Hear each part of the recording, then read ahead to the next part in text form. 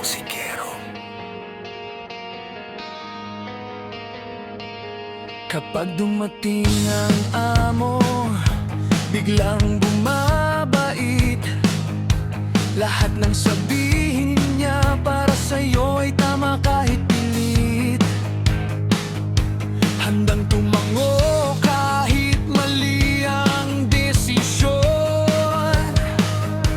Basta ikaw ang paborito sa bawat pagkakataon.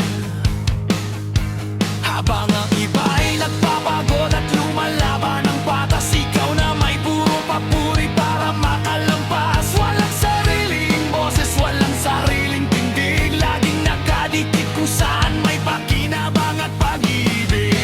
Nakakatawa, nakakaawa, pati dignidad mo'y sinugal na para lang mapansin at mapaboran. Kahit sarili mo iyong iniwan. Hoy, huwag kang masyadong sip-sip, kunding iyan ang mantigilan mo yang kapit. Hoy, huwag kang masyadong sip-sip, hindi lahat nadadala sa plastic mong ngiti. Huwag kang masyadong sip-sip, respeto'y hindi nakukuha sa paulit-ulit na pagpuri. Huwag kang masyadong sip-sip, mas mabuti pang maging totoo kaysa mabuhay sa pagkukunwari.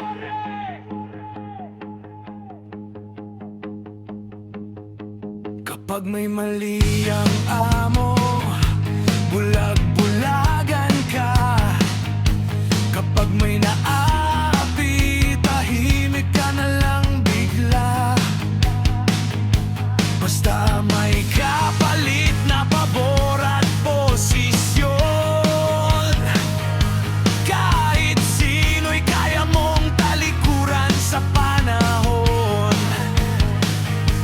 Ngunit tandaan mo, hindi habang buhay ang swerte. Darating ang araw na wala nang kakapitan pa. Kapag nawala ang kapangyarihang sinusundan, anong matitira sa pangalan mong pinanghawakan? Nakakatawa, nakakaawa, pati dignidad mo'y sinugal na para lang mapansin at mapaboran. Kahit sarili mo iyong iniwan. Hoy, huwag kang masyadong sip-sip, kunding iyan ang matigilan mo yang kapit.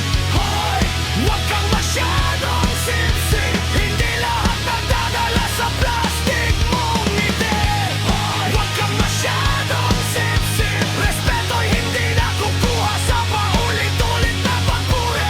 Huwag kang masyadong sip-sip, mas mabuti pang maging totoo kaysa mabuhay sa pagkukunwari. Hindi masamang rumespeto, pero iba ang respeto sa pagsamba. Kapag pati prinsipyo mo ibinenta, ano pa ang halaga ng tagumpay na nakuha? Hoy, nasaan ang paninindigan mo? Hoy, nasaan ang sariling boses mo? Hoy, hanggang kailan ka magpapanggap para lang mapansin ang taong ginagamit ka lang? Huwag kang masyadong sip-sip, panahon na para ikaw na may tumitig. Huwag kang masyadong sip-sip, hindi ka laruan ng kahit sinong makapangyarihan. Huwag kang masyadong sip-sip, mas matimbang ang dangal kaysa posisyon. Huwag kang masyadong sip-sip, ang tunay na tao'y may sariling paninindigan. Ang respeto ay pinaghihirapan, hindi ilitag papalit sa pagiging sip-sip.